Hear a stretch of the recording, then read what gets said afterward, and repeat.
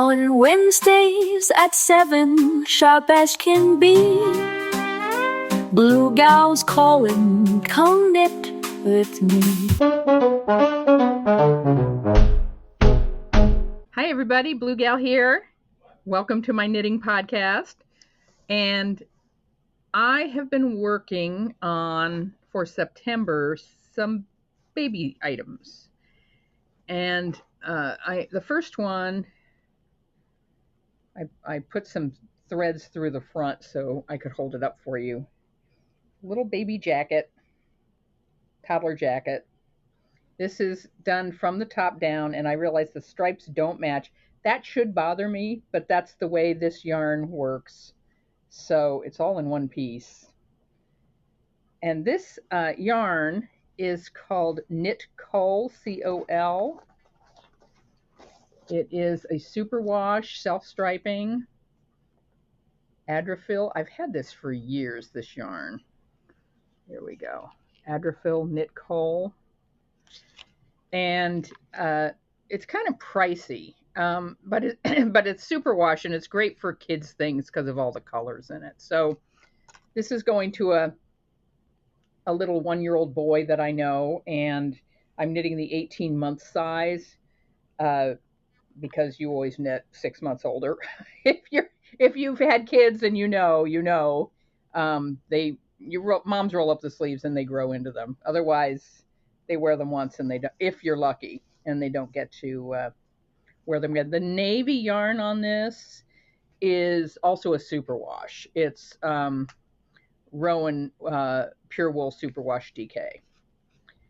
And I just, pick up the solid in the stripes and use that. And then that's going to be the button band also. So I'm on the sleeve, and I found these little 9-inch size 6 circulars, and I decided to try them, and they're working out okay. It's a little awkward from going from double pointeds to this, but I think as I get a flow going with it, I think it's faster than double pointed. So I did look up yesterday to see if Chowgu, which is my favorite brand of needles, sells little 9-inch sock needles, and I thought I'll try it. I'll try knitting one pair of socks on 9 circulars. I know a lot of sock knitters on YouTube do that, and that it's speedy.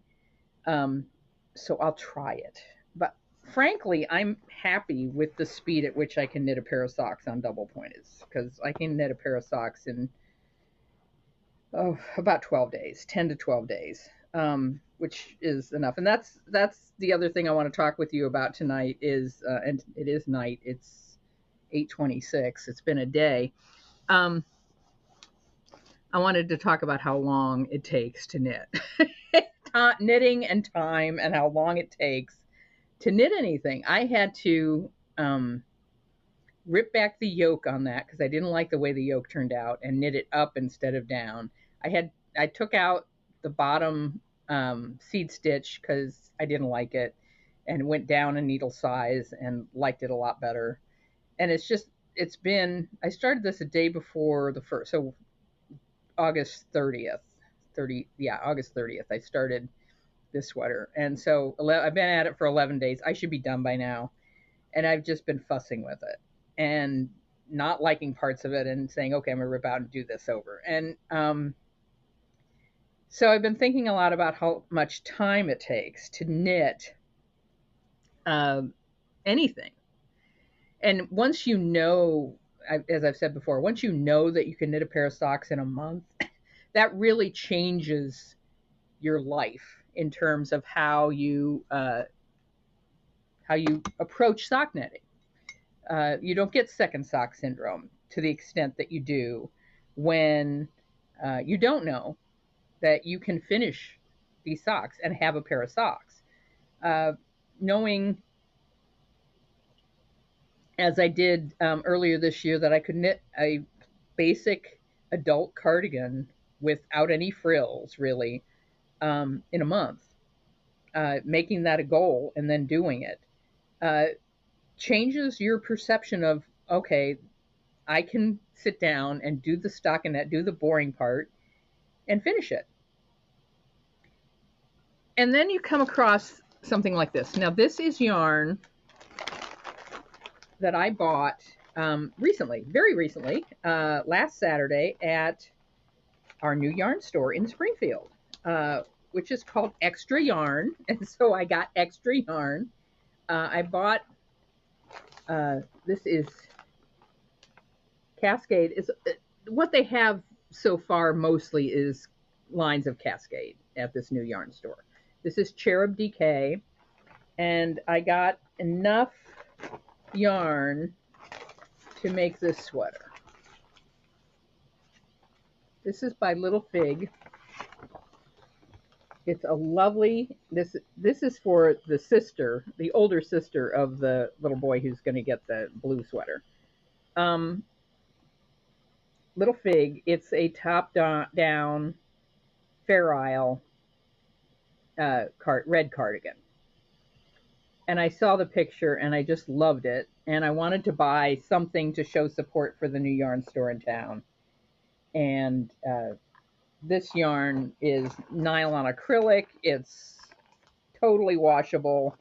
I got different colors based on I took the pattern with me, got enough red and enough of the one ball of each of the other colors, including a light pink that I had to buy a little lighter. This is baby weight, not DK. So that's going to be, I'm going to have to figure out the gauge on that and figure out how that's going to work. But I think it's going to be fine. But I got all of the yarn that I would need for that. It's like $4 a skein. So this is an under $50 project for an heirloom sweater. Even though it's acrylic nylon, I think this will be treasured by the people that I'm making it for. They are knit worthy, the parents. And so then I read through the pattern. And this is a paid pattern, so I'm not going to, violate any copyright here. But the first sentence in this pattern is of advanced difficulty. Please read the pattern through before you begin so you are happy with finding instructions for your size. Okay. What I did was read through the pattern and find out a couple things. One is, according to the pattern, you knit this flat. So you're doing color work with purl stitches on the back, which is not going to happen. I'm going to knit this in the round and put a steek in it and sew the steek. I'm going to have to be really careful sewing the steek because this nylon acrylic is going to be slippery. And I know that from experience, having knit a sweater for my son, who's now 27 next month. But I knit a baby sweater for him back in the day, and I knit it out of Baby O by Dale, and I cut the steek, and all the stitches just fell out. Like, it was awful. And I did save it. Was able to save the sweater with some ribbon and a lot of sewing and a lot of duplicate stitch to fix it.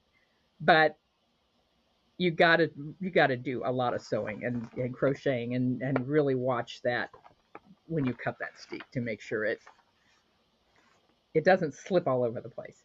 So I did that. Did what? I planned it for knitting in the round. That's the first thing I did, was make a decision. I also looked at the two people who have knit this sweater on Ravelry, and one of them knit a baby sweater in the round, and the other person converted this sweater to an adult size using the charts and used expensive yarn. They used Rowan felted tweed. So that's going to be an expensive sweater, but again, gorgeous. And they knitted in the round, top down. Felted tweed, I wouldn't worry so much about slippery steeks, but beautiful. And I wrote to the person who did that and said, thank you for showing me what you did and that you did steeks and you did good, and they replied that they were grateful that someone had written in. All right, then I looked through, and again, I don't want to violate copyright, but I'll just show you real quick that I put color numbers next to the colorway on the sweater because it takes 3, 6, 8 colors. And the chart in this pattern is in black and white and is going to kill my eyes.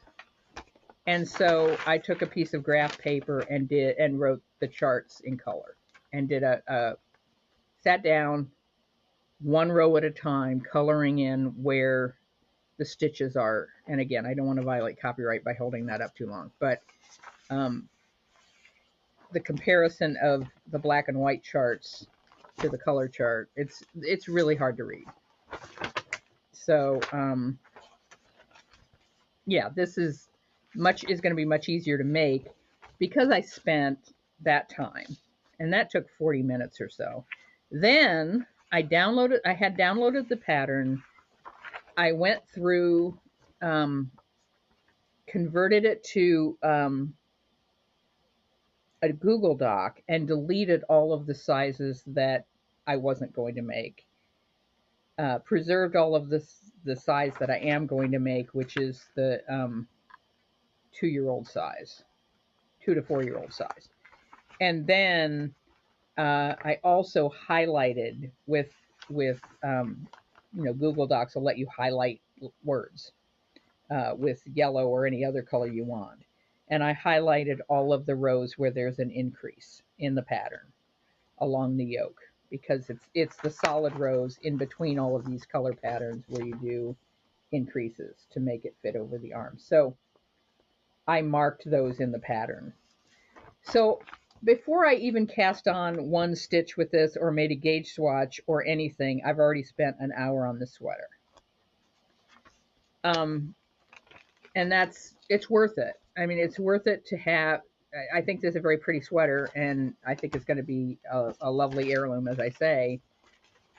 But, there's a lot of preparation that goes into making sure that you're not driven crazy or go blind or throw it away because it's just too hard. That you've thought through, okay, how do I want this to look and how do I want to knit it? That's the important thing, is how do I want to knit it?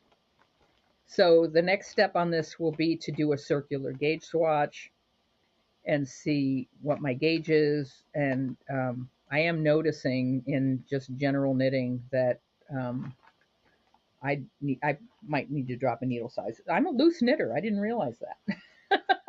Turns out I'm a fairly loose knitter, and that's, if you watch that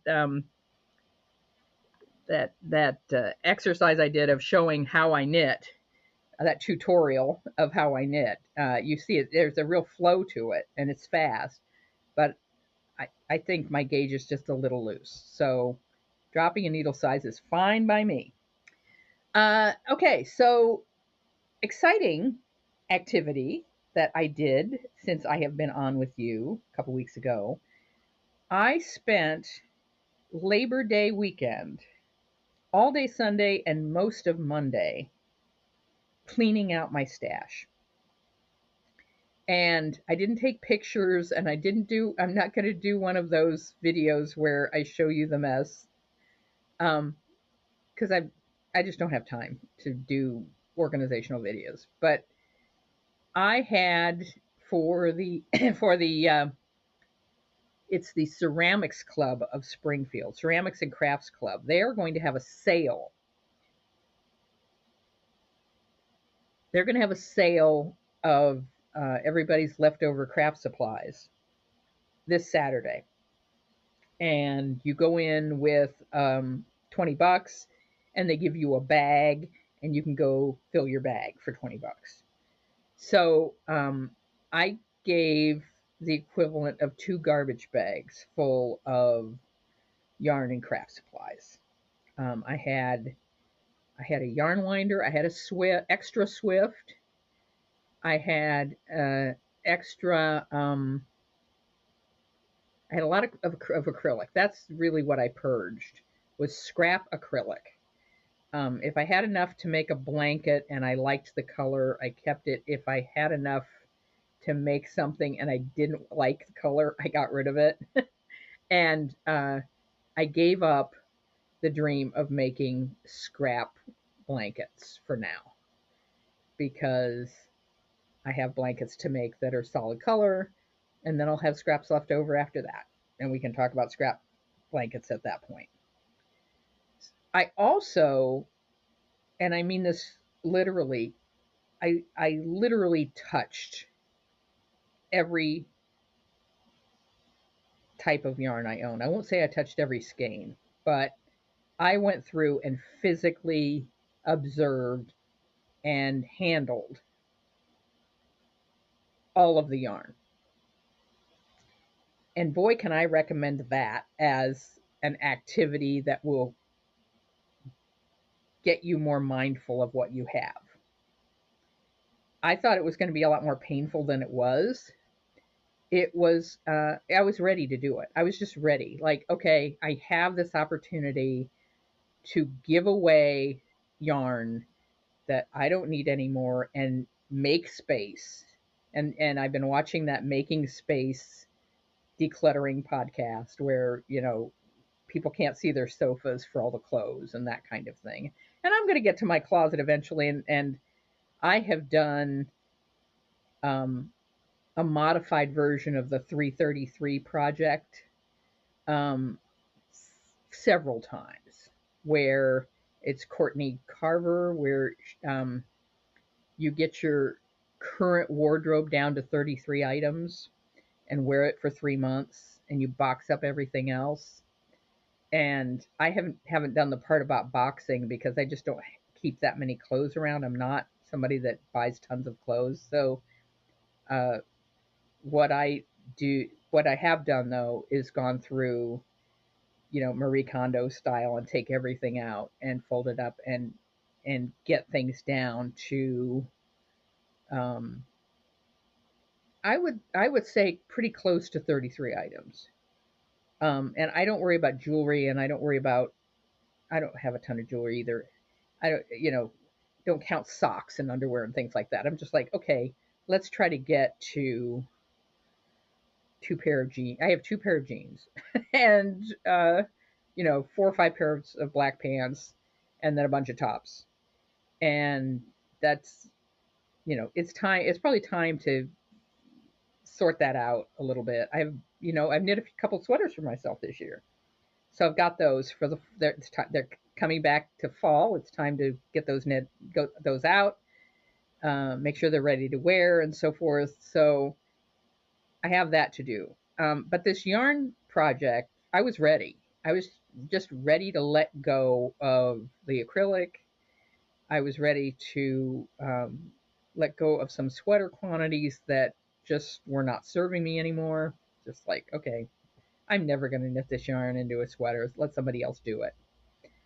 And 2 garbage bags of craft. Oh, and I had a shoebox of Christmas cards that were either sent to me by Habitat for Humanity. You get these big envelopes of Christmas cards or whatever, or I had bought a little box of Christmas cards, or I had gotten them from somewhere else. I don't know where, and I just had a shoebox that was really stuffed full of unsigned, unused, brand new Christmas cards.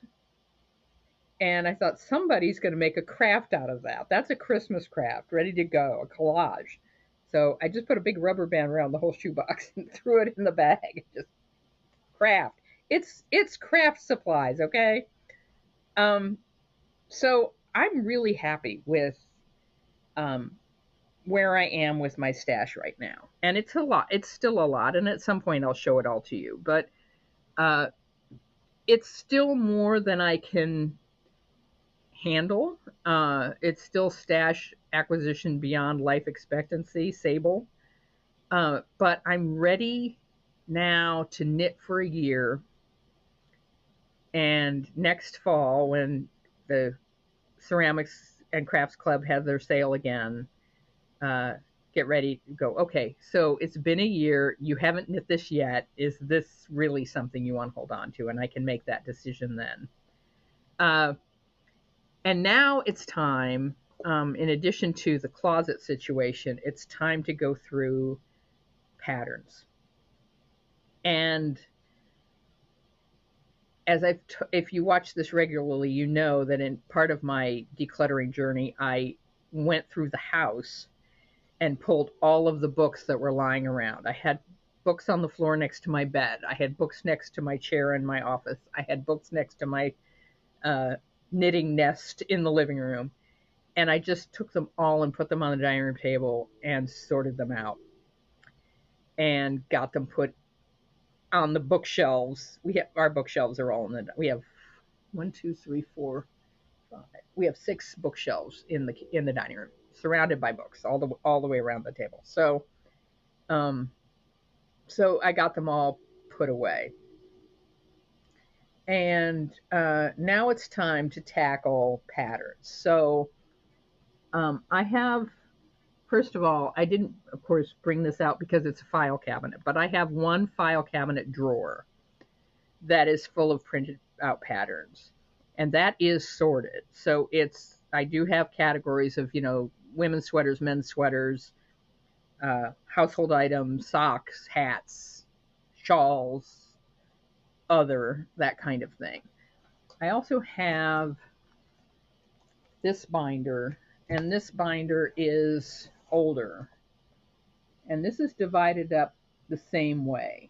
Afghans and baby blankets, baby garments, uh, dishcloths, socks and slippers, mittens and hats, scarves and cowls, shawls, and other.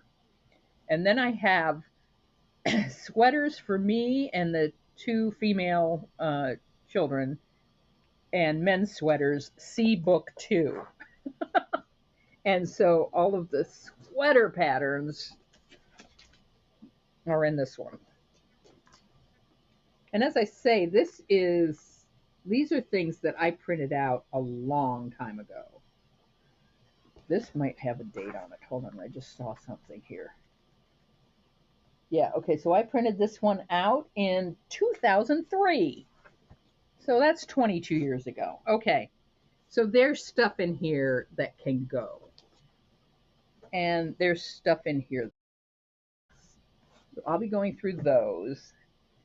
And then this, again, I went through the house. I went through my 2 comfy chairs and, my nest here and my comfy chair in the office.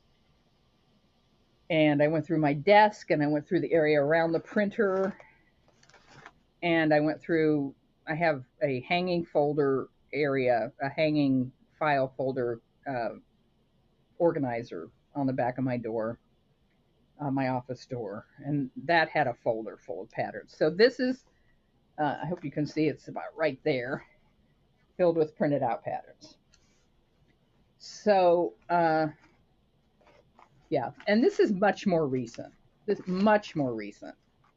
So some of this I remember printing out within the past month. So, but there's this to put away. And then there's the file cabinet. And again, because that's organized by type and these binders are organized by type, I can tackle this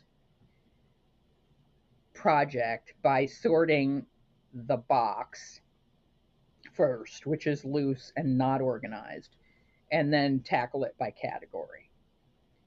And I'm trying to decide whether to do the worst first, which would be sweaters for women. And I think I will start with that because I think that is the greatest opportunity for purging, just because the kids are grown. And there are things from 12 years ago when they were 12, right? When they were 10 and 12. So I'm sure there are patterns in there that they have no interest in having me knit, and I have no interest in knitting for them. And so those can go. And I'll take patterns that I printed out and that I'm not going to use anymore, Either I'll keep them in a binder and take them to the craft club because they have a library uh, for craft books and so forth, and so I think they would appreciate that. I think they would keep that. But if not, then my knitting guild also would be interested in going through and seeing if they want any of those. Um, so that's the next project in terms of organization is patterns. I'm going to end with reading. I will tell you it is up in the air as to whether I'm going to do a knitting podcast next week because two reasons. Driftglass, my husband, might be on jury duty. Um, Not that that really matters to anything else, but if he is, then there'll be a lot of other things going on that I have to take care of around here. Um, Also, we might be doing a podcast with a special guest at our political podcast, not the governor, but someone else. And if that happens on that might be happening on Wednesday, and if it does, then it's off. So just stay tuned. I know I know this is not something that you set your calendar to, but I'm glad you watch and I'm glad you enjoy it. I've got nice feedback on this, and I'm grateful for it. So I'm going to read. As I've said, I've been thinking about how much time knitting takes, and so this is a book by Rachel Matthews called "The Mindfulness in Knitting: Meditations on Craft and Calm." It's a lovely woodcut style cover.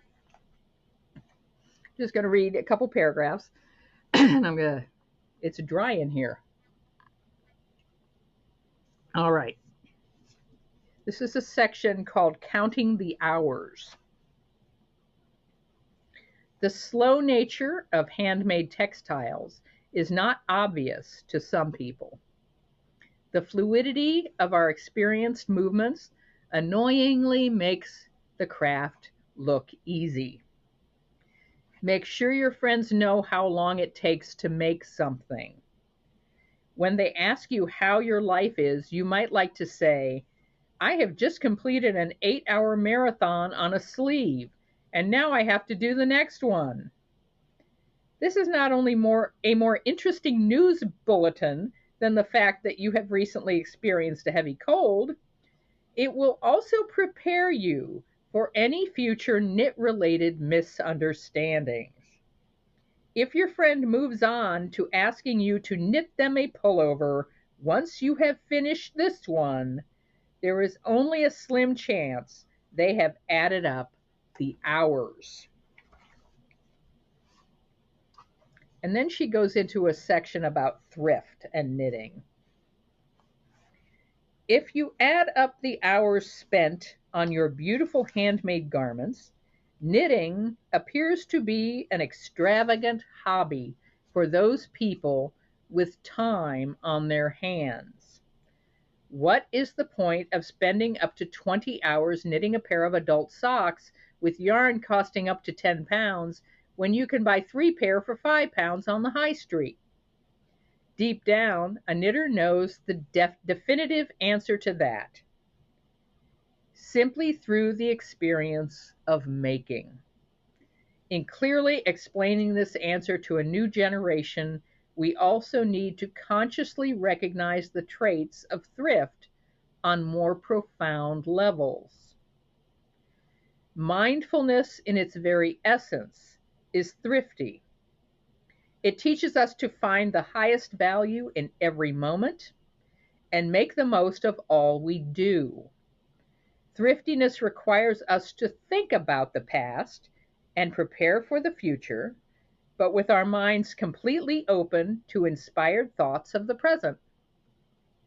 Mindfully knitting, we recognize the labor of previous generations who preserved this handicraft for us, giving us a heritage that keeps us warm and makes us look good. The mindful thrift we find in knitting no longer competes with mass production. Our carefulness is about preserving our talents, connecting with nature, identifying with our ancestors, and building a fruitful structure within which to experience enlightenment. As our mindful knitting moments become precious, time is no longer counted as money. Metaphysical investment in our knits turns them into priceless commodities, whether we are comfortable wearing them or not. As hand knitted garments become old favorites, passed on from person to person, their cost per wear becomes cheaper and cheaper as years go by. And that made me think of, you know, Allie makes everything and her going through her uh, cost per wear on all the sweaters she makes for herself. But that part about time and money, as our mindful knitting moments become precious, time is no longer counted as money. And I think that's the mistake we all make is, oh, this takes so much time. And what would you be doing otherwise? Would you be earning money or gaining enlightenment? Right? What's more valuable to you? Huh? Enlightenment? Obviously. Obviously, that's why we're knitters. Finally, I know there's a number of YouTubes out this week about Hank Green did a video about knitting that had mistakes in it. Someone's wrong on the internet. So, that's all I have to say. He's a good writer. His brother's a good writer, and he made a mistake in trying to make a video about knitting and engineering and physics, and not really understanding the topic of knitting or consulting a knitter, and it got him in a little bit of hot water with some knitters who responded, some kindly, some less kind, about him mansplaining knitting. That again, someone is wrong on the internet. I have knitting to do, so I'm going to maintain a certain calm about all of that and move on to finish a sweater. And I hope you have a good week knitting too. And I will see you next time. Thanks for watching. Bye-bye. On Wednesdays at 7, sharp as can be, blue gals calling, come knit with me.